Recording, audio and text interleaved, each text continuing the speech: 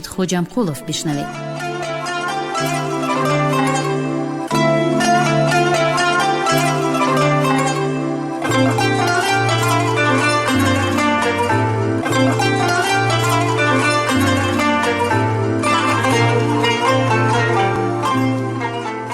نخستین سفر به بخارا به صدرالدین تأثیرات عمیقی سیرزدیت و سیرزد و خورد می گذارد.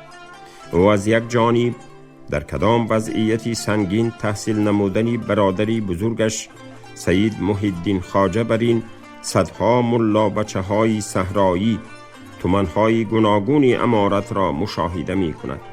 از جانب دیگر به مختلف سیر صدمه و گوناگون بودن مناسبت های گروه و طبقه و قبیله و طبعه های پایتخت دولت شناس می گردد.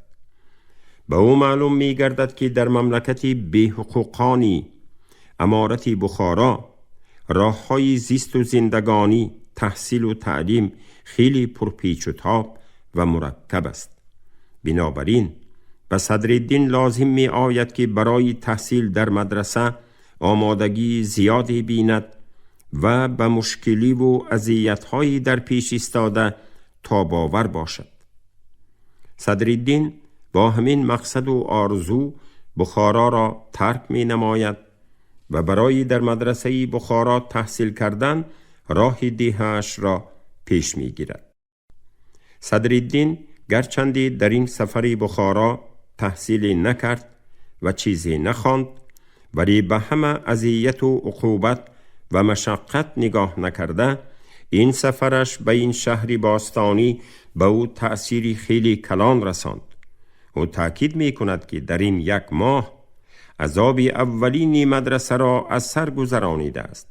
او در مدت این یک ماه از اکه‌اش سید محی الدین خواجه هم پلوپزی، کچیری و ماشابه پزی، هم شوربا و شیرچای پزی را یاد گرفته است که این تجربه و مهارت آشپزی برای روزگذرانی آینده عینی در حجره و حوله های بعضی بایان و ثروتمندان و ملا بچگان دولتمندی بخارا یکی از مددگاران اساسی او می گردند. صدرالدین عینی، کلیات جلد 1 صفحه 15.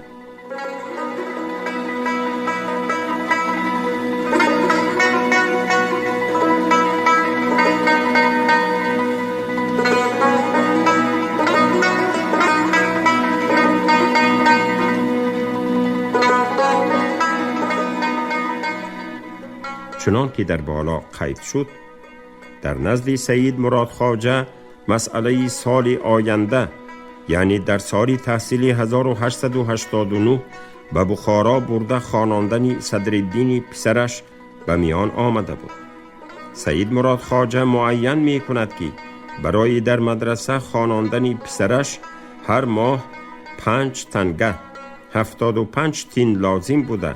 لباسهایش را از لباس صحرا بهتر کردن لازم است که همه اینها پول می خواهد.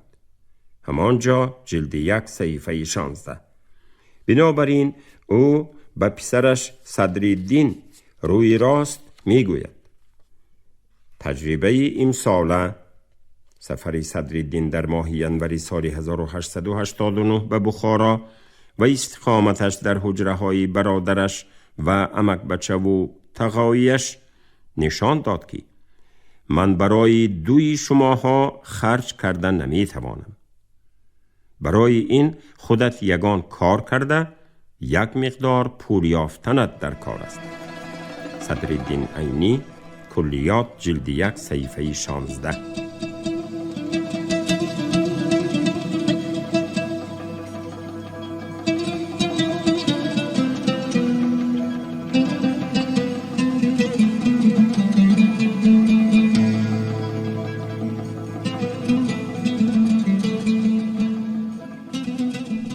از اینجا معلوم می گردد که به سید مراد خواجه خرج تحصیل برای 2 فرزند در مدرسه بخارا نهایت دشوار و خیلی گران می افتاده است. بنابراین او به جستجوی راهی درآمدی برای خوانش پسری دومش صدرالدین می افتد. سید مراد خواجه از او خواهش می کند که بین زمین زردآلوزاری پایان صوفه خانه اشان را کلندگردان، دندانه و ماله کرده در آنجا کدو کارد. صدرالدین با کلنچه پدرش تقدیم کرده زمینی بین زردآلوزار را 3 بار کلندگردان کرد و با نشاندادی پدرش در آن زمین پارو و خاکه پوسیده ریخت و باز 1 مراتبه دیگر کلندگردان کرده پاروها را به خاک آمیخت.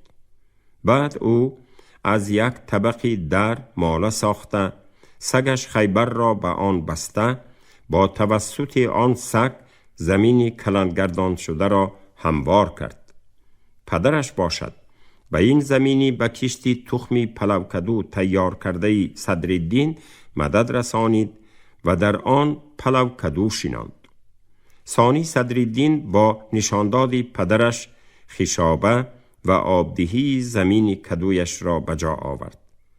با همین واسطه این کاری او یکی از راه‌های یافتن پول برای تحصیلش در مدرسه گردید.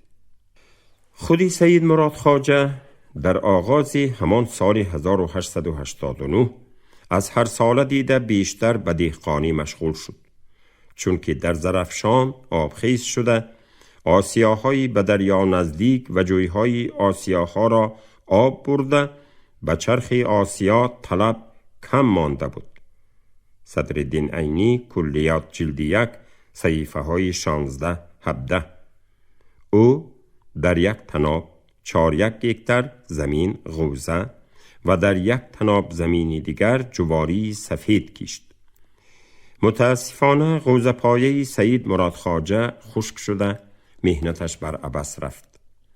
او گرچند زمینی جواری سفیدی محلی را از تیر ماه آب داده کلندگردان کرد، زمستان قوساب و چیله آب داده بود و بهار باز کلندگردان کرده با مدد صدرالدین نورس به آن پارو خاک دیواری کهنه آفتاب خورده ریخت، ولی کشت بسیار خالی بیخ سبزید و در هر 1 قدم 1 دانه جواری می نمود. صدرالدین عینی کلیات جلد 6 صحیفه 166.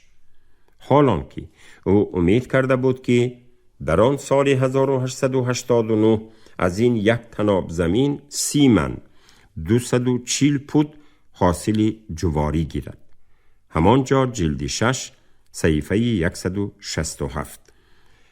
همین طور در آن سال 1889 کاری دهقانی سید مراد خواجه برار نمی گیرد و او از 1 طناب زمین غوزه و از 1 طناب زمین جواری سفیدی محلی حاصل دلخواه گرفته نمی تواند.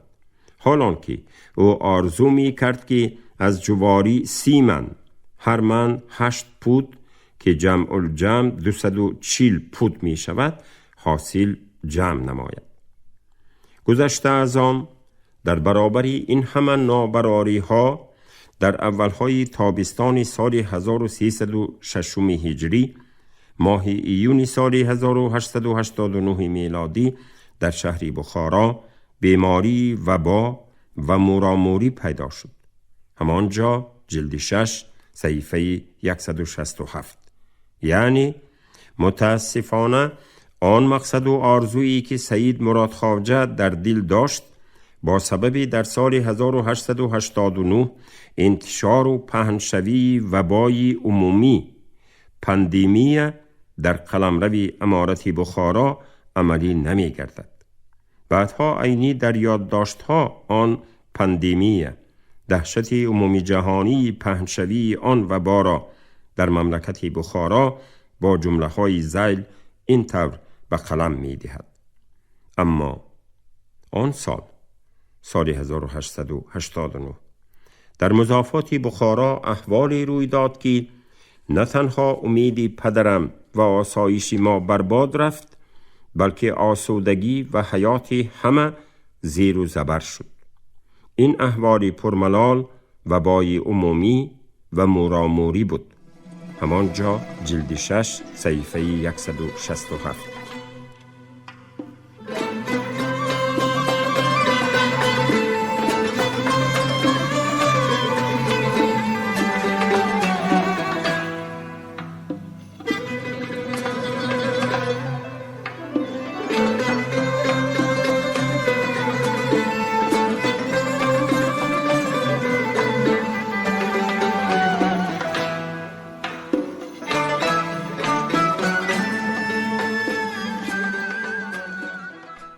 همین طور زندگی یک جایه صدرالدین با پدر و مادرش تا سن 14 سالگیش تا ماه‌های ذوالقعده و ذوالحجه، یعنی تا دوره میزان تابستان سال 1306 هجری تا ماه‌های ایون و ایولی سال 1889 دوام می‌کند. همانجا جلد 6 صفحه 167.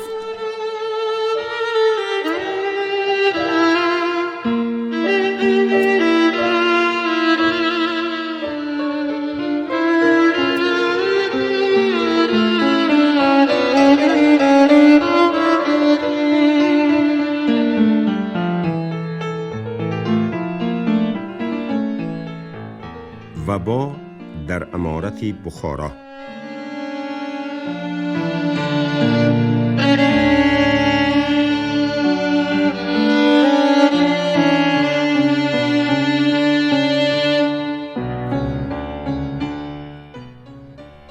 از اولاد و اجداد سید مراد خواجه اولین شده در شهر بخارا پسری کلانیشان سید محی الدین خواجه دچاری کسلی وبا می گردد. از همین سبب او را کسلا کسل از آنجا به ساکتری به حوری خودشان می آرند. تقایی کلان صدرالدین ملا دهقان را در بخارا وبا می زند و او در نتیجه این بیماری در آنجا وفات می کند. نعشه ملا دهقان را نیز از بخارا به دیهه خود محله بالا آورده در گوریستان آن دیهه دفن می کنند. خودی سروری خانواده سید مراد خواجه در این لحظه ها و در این روزها نیز با کسلی و با دچار گردیده باشد هم سرابانی و طبابتی پسرانی گرفتاری کسلیش سید محی الدین خواجه، سید سراج الدین خواجه و سید کرام الدین خواجه را به عهده می گیرد و به طبابت آنها مشغول می شود. همسری سید مراد خواجه زیورای که در این وقت با پسرش صدرالدین و دیهه محله بالا به سری مرده و برای دفن برادرش ملا دهقان رفته بود، در نتیجه این سفر در محله بالا دچاری کسلی وبا می گردد و پسرش صدرالدین او را به خر سوار کرده با یک عذاب از زادگاهش به حوریشان به دیهه ساکتری می آرد. با عینی پس از با مادرش از دیهه محله بالا به ساکتری آمدن معلوم می گردد که در ساکتری هم پدرش و هم سید سراج الدین خواجه 9 ساله و سید کرام الدین خواجه 4 ساله به کسلی و با دچار گردیدند. در یک وقت به آنها استا عمک، استا خواجه و اهل خانواده او نیز همگی گرفتاری بیماری وبا شده بودند. عینی احوال آن روزهای خانوار خودشان را که یگانه کسی نسبتاً صحت خودش بود در یادداشت‌ها این طور بیان کرده است: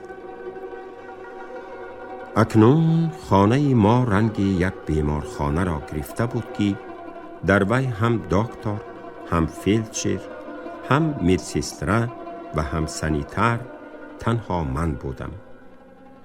در یک خانه 7 بالار 5 بیمار، پدرش، مادرش، سید سراج الدین خواجه، سید محی الدین خواجه، سید کرام الدین خواجه قطار خوابیده بودند و من با نوبت به هر کدام آنها آب جوش یا اینکه شیر می دادم.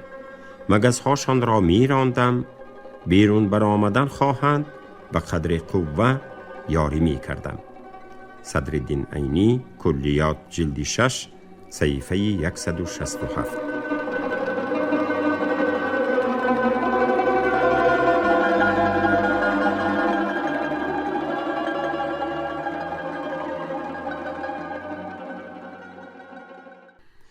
چنان که خود عینی شهادت می دهد، از این 5 نفر بیمار از همه بیشتر احوال سلامتی پدرش سید مراد خواجه وزنین و خوفناک بود.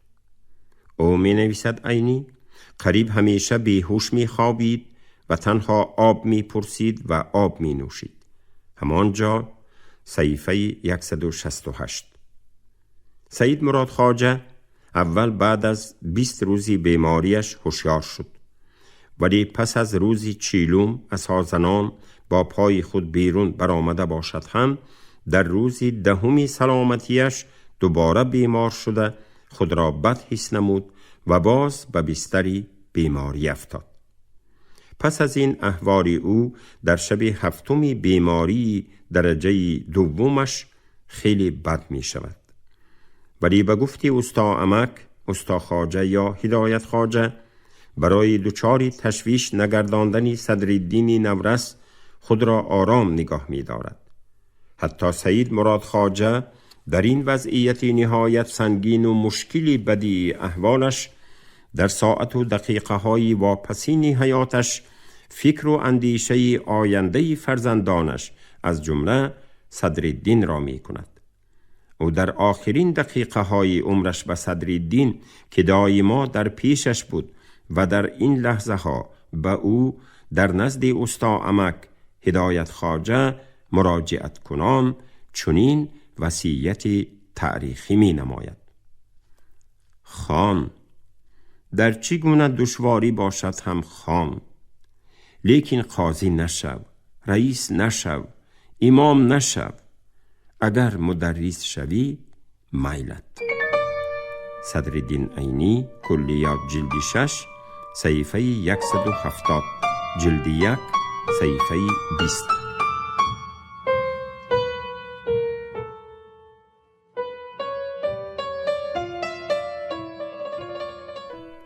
همین بود آخرین سخن، آخرین وصیت و آخرین تأکید پدر سید مراد خواجه و پسرش صدرالدین که عینی آنها را تا آخری عمر در عقل و شعور و دل و تفکر خود نگاه داشته آمد و در راه عملی گردیدنشان دائما و بی ایست کوشش به خرج داد. فوت سید مراد خواجه در تابستان سال 1889 که از روی حساب سالگردانی که حساب شمسی می باشد 57 سال را پر کرده بود، همانجا جلد 6 صحیفه 170 به وقوع پیوسته بود. این رقم 57 در سال 1832 تولد یافتن سید مراد خواجه را نشان می دهد. اهل آیله و پیش از همه صدرالدین سروری آیله از یلداشبای نام سوداگری قلعچی دهه همسایه با نرخ 100 تنگه اسباب تکفین، یرتیش و مال و چیزهای دیگری جنازه و 20 تنگه را برای خرج نقده به شرط 25 تنگه قرض می گیرند و برای بیگاه دوشنبه، جمعه و ختم قرآن هم 25 تنگه را از آدمان گوناگون دهه ساکتری به طرز قرض میده گرفته صرف می نمایند. این لحظه را عینی در یادداشت‌ها به طور ذیل بیان کرده است: نظر به قول استا عمک، اگر ما پول نقد می داشتیم همان چیزها را از بازار 25-30 تنگه ارزانتر گرفتن ممکن بوده است. برای خرج نقده هم 20 تنگه در کار شد که این مبلغ را هم به شرط 25 تنگه کرده دادن یلداشبای به ما حاجت براری کرده داد. برای بیگاه دوشنبه، جمعه و ختم قرآن هم 25 تنگه لازم شد که ما این مبلغ را از آدمان گوناگون به طرز قرض میده گرفته صرف نمودیم. همین طریقه شده من مرده پدر را 150 تنگه 22 سوم و 50 تین خرج کرده برداشتم. صدرالدین عینی، کلیات جلد 6، صحیفه 171.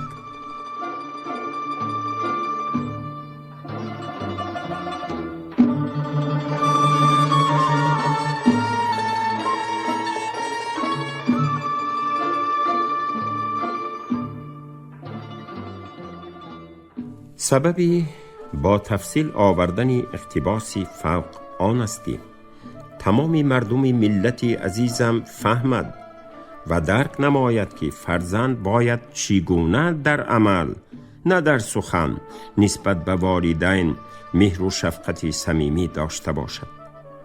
صدرالدین که همگی 14 سال داشت، شب روز هم 5 نفر اهل خانوارشان را با سروری پدرش در لحظه های سنگین ترین مریضیشان نگاه و بین می کرد. در هر ساعت و هر دقیقه به مددشان می آمد. خودش برای اسباب تکفین و جهازی دیگری جنازه، برای خرج نقده و برای بیگاه دوشنبه جمعه و ختم قرآن، یعنی برای مرده پدرش 150 تنگه قرض گرفت و با آبروی بلند همراه خویشاوندان دور و نزدیک و همدیهگان عالی همت در یک جایگی با استا عمک هدایت خواجه او را به خاک سپارید. فرزند از جمله پسر باشد مثل صدرالدین باشد. چنان که قید گردید خرج مرده پدر به صدرالدین 14 ساله 150 تنگه یا که 22 سوم و 50 تین را تشکیل می داد که از آن پولها در روز جنازه سید مراد خواجه 10 تنگه اش را به هیچ لازم نیست امام مسجدی دهه ساکتری از خود نمود. عینی بعدها آن لحظه های ترجمه حال خود را به خاطر آورده هم در مختصری ترجمه حال خودم و هم در یادداشت ها می نویسد که بعد از گذشتن چند روزی عزاداری پدرش یا از بیخبری خودش و یا با یگان سبب دیگر یگانه گاوی جوشایشان در شب دم کرده حرام می مورد. مادری تماما بیمار از پسرش صدرالدین خواهش می کند که برای دفع بیماری و برای سلامتی خود و 3 برادرش گوساله آن مادگاو را به خواجه خان نام شخصی بی دست و بی پا همچون صدقه تقدیم کند. اما خواجه خان آن گوساله را قبول نمی کند و رحمش به بی پدری 4 پسر می آید. اما می نویسد عینی دوباره مادرم التماس کرده فرستاد که برای سلامتی بچگان قبول کند. این دفعه گوساله را به او به خاطر رضای مادرم به زور قبول کناندم. در این وقت من فهمیدم که خواجه خان معیبی برجامانده از امام دهه ما با انصافتر بوده است. امام روزی جنازه پدرم 10 تنگه ای را که به او دادند به هیچ لازم نیست گفتند قبول کرده بود و حالان که وی در همان وقتها در انبار خود 50 من 400 پود گندم و 25 من 200 پود جو داشت و چقدر پولی نقد و اسباب و اشیا داشتنش را البته من نمی دانستم. اما خواجه خان اول قبول نکرد و دوباره به زور برای خاطر مادرم قبول کرد. اما خواجه خان غیر از 2 چشمی که به صدقه مردم نگران بود چیزی نداشت.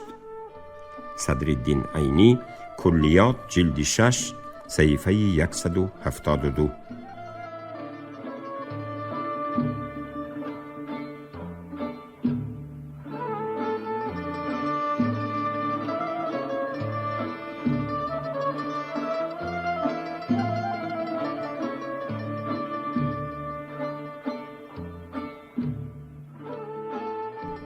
چنین بود فرق در بین امام و دادرزاده او ملا نبات و مزدوری مسلوق و معیوب.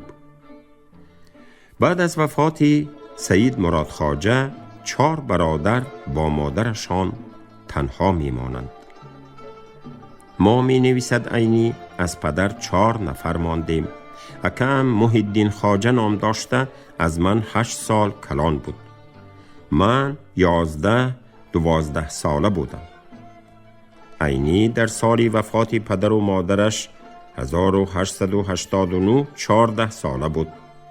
او در یادداشت‌ها این جمله را پرتافته است و با این نخواسته است و سهوی که در مختصری ترجمه حال خودم راه داده است باری دیگر راه دهد.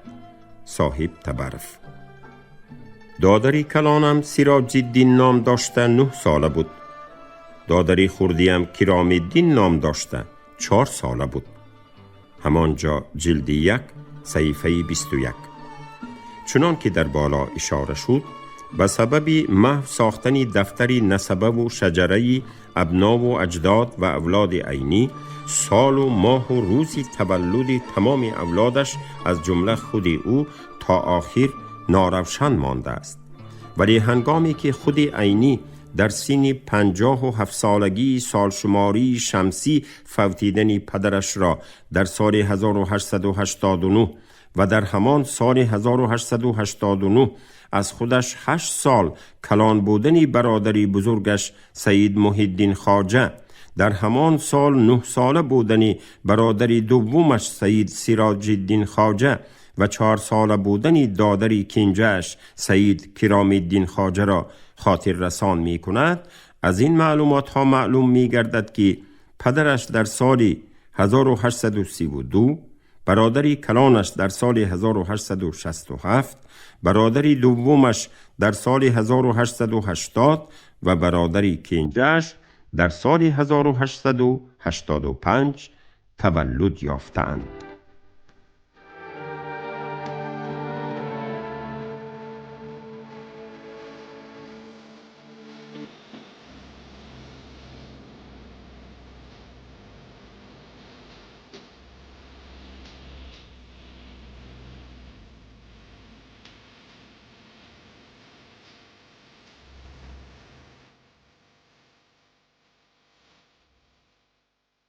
شما گفتار 16 را از روی کتاب ادبیاتشناسی ورزیده و منقد برجسته تاجیک صاحب تبرف زندگی نامه صدرالدین عینی سالهای 1875 1899 در قرائت عبدالرشید خوجمقولov شنیدید. کارگردان شیرعلی نغزلی. پایان گفتار از سلسله خوانش ادبی. شاد باشید.